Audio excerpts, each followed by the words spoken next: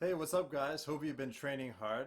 Today, I wanted to give you a little glimpse at some of the things I've been doing for my own training.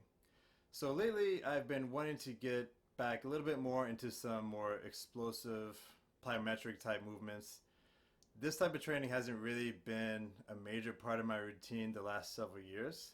Basically, after I got out of playing organized sports, I started focusing mostly on more so weightlifting, bodybuilding type movements, and I really kind of missed that aspect of my training. I used to love training for sprints and for vertical jumps and stuff like that.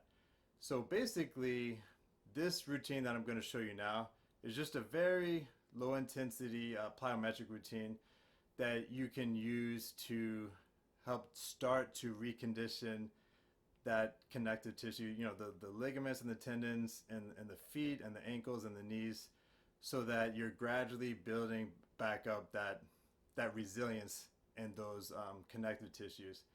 Because the last thing that you want to do is spend a lot of time in the gym building up your general strength and then just try to jump right back into some higher intensity plyometrics. You're just setting yourself up for a major tendon or ligament injury. You could easily tear something.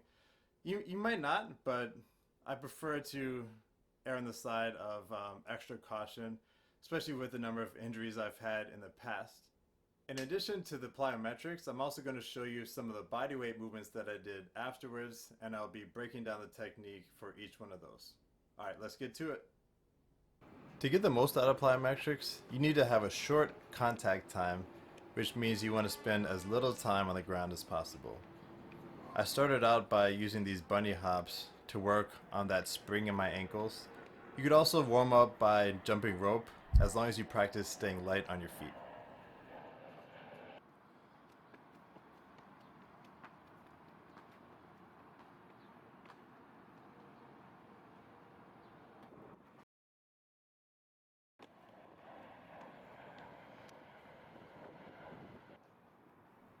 Next up, I practice my technique for the plyo step-ups, making sure my knee and that opposite arm are moving in a coordinated manner. For the actual full movement, you want to spring forcefully off that top leg, and when you bring that other leg down back onto the floor, I like to get a little double bounce off that foot so that it helps me keep my rhythm in the movement. I finished the plyometrics with some lateral hops because I've had multiple ankle sprains in the past, and I wanted to make sure that my ankles are conditioned to produce force from multiple different angles.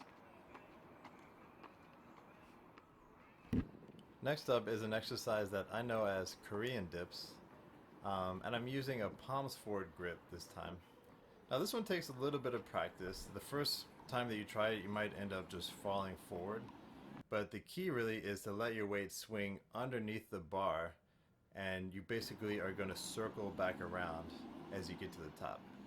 So if it's your first time doing this exercise, I recommend having a spotter standing behind you, just in case you go a little bit too far and fall backwards. You don't want to smack your head on the ground or something like that. So be careful with this one, but it's a great shoulder and triceps exercise.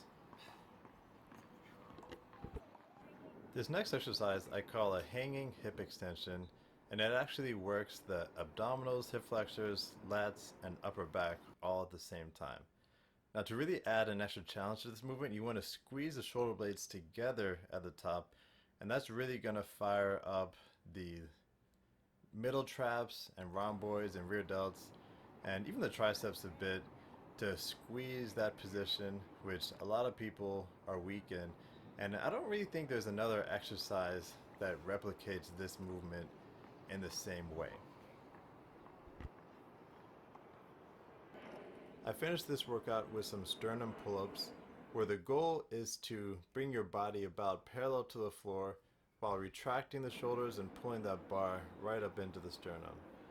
It's a great overall upper back movement for the lats, scapular retractors, rear delts, and you definitely want to make sure you lock out the shoulder and elbow at the bottom of the movement That's an area where a lot of people skimp on, even with regular pull-ups, but you're going to get a lot more benefit from using full range of motion.